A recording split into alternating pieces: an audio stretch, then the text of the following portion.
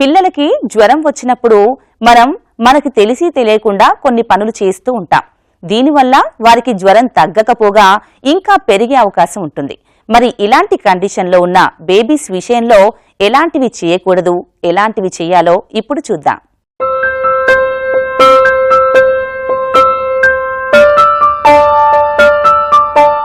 Fever వచ్చిన పిల్లల్లో dos and don'ts అంటే ఏం చేయాలి, ఏం చేయకూడదు అనేది తెలుసుకోవడం ముఖ్యం.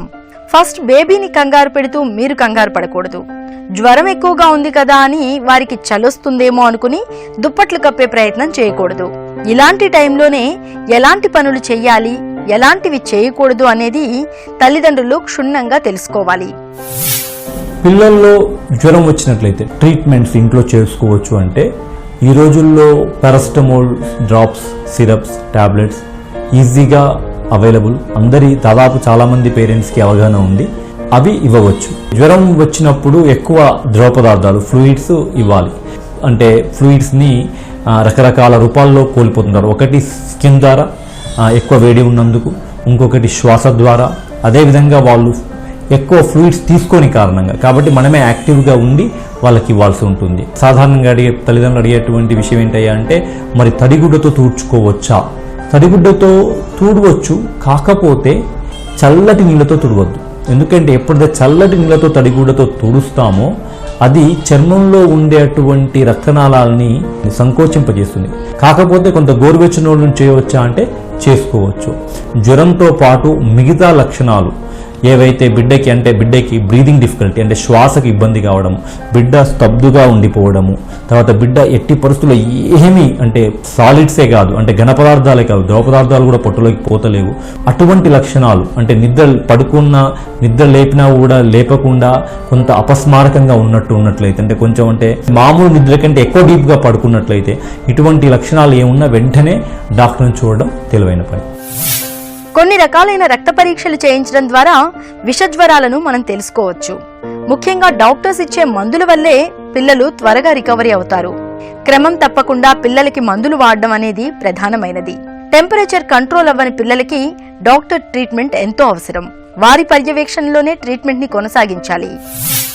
తరచుగా వచ్చేటువంటి జ్వరాలు పిల్లల్లో ఎందుకు వస్తాయి అంటే, చాలాసార్లు అవి వైరస్ ఇన్ఫెక్షన్ ద్వారా వస్తాయి. ప్రధానంగా అవి వర్షాకాలంలో, చలికాలంలో ఎక్కువగా ప్రబలుతాయి. కాబట్టి అవి చిన్న అంటే ముక్కు కారడం ద్వారా, చిన్న దగ్గు ద్వారా, గొంతు నొప్పి ద్వారా ఇలా ఉంటాయి. సో అటువంటి జ్వరాలు చాలాసార్లు వాటంతటవే ఒక 2-3 రోజులు తగ్గిపోతాయి. సో బిడ్డ జ్వరం ఉన్నా, జలుబున్నా, దగ్గున్నా హుషారుగా ఉంటాడు. అలా కాకుండా కొన్నిసార్లు వైరల్ జ్వరాలైనా కూడా ఎక్కువ రోజులు జ్వరం ఉండడం, బిడ్డ యాక్టివిటీ తగ్గిపోవడం, బట్ అది సాధారణం కాదు, అది కొన్నిసార్లు అవుతుంది. కాబట్టి 2-3 రోజులు జ్వరం దాటి కంటిన్యూస్గా ఉండడము, జలుబు దగ్గుకే కాకుండా వేరే లక్షణాలు ఉండడము, యాక్టివిటీ తగ్గడము, అదే కాకుండా జ్వరం జలుబు దగ్గు లేకుండా రావడం. అంటే మరి ఎందువల్ల వచ్చింది అనేది ప్రశ్న. జలుబు దగ్గు ఉందంటే ఆ కారణంగా వచ్చింది. అప్పుడు వేరే రకమైనటువంటి ఇన్ఫెక్షన్స్, ఉదాహరణకి యూరిన్ ఇన్ఫెక్షన్స్, బ్యాక్టీరియల్ ఇన్ఫెక్షన్స్, థ్రోట్లో ఉండేటువంటి బ్యాక్టీరియల్ ఇన్ఫెక్షన్లు, బ్యాక్టీరియా ద్వారా వచ్చేటువంటి యూరిన్ ఇన్ఫెక్షన్లు ఆలోచన చేయాల్సి ఉంటుంది. కానీ మెజారిటీ ఆఫ్ ద టైం చాలాసార్లు సాధారణ వైరస్ల ద్వారానే జ్వరము పిల్లల్లో వస్తుంది. చిన్న పిల్లలకి జ్వరం వస్తే సాధారణ జ్వరమా, వైరల్ ఫీవరా అనే దానిపైనే డాక్టర్స్ చేసే ట్రీట్మెంట్ ఆధారపడి ఉంటుంది. కొన్నిసార్లు పేరెంట్స్ తెలిసి తెలియకుండా సొంత వైద్యం చేస్తుంటారు. స్పాంజింగ్ చేసేటప్పుడు చన్నీళ్లని వాడటం, వారికి ఇష్టం కదా అని చెప్పి స్వీట్స్, ఐస్ క్రీమ్స్ కొనివ్వడం వల్ల కూడా టెంపరేచర్ తగ్గకుండా పెరిగిపోయే ప్రమాదం ఉంది. అందుకే చిన్నపిల్లలు పూర్తిగా కోలుకున్న తర్వాతే వారికి నచ్చిన ఫుడ్ ని ఎంపిక చేయాలి. జీవనరేఖ చైల్డ్ కేర్ కార్యక్రమంలో ఇప్పుడు ఒక హెల్త్ టిప్ మీకోసం.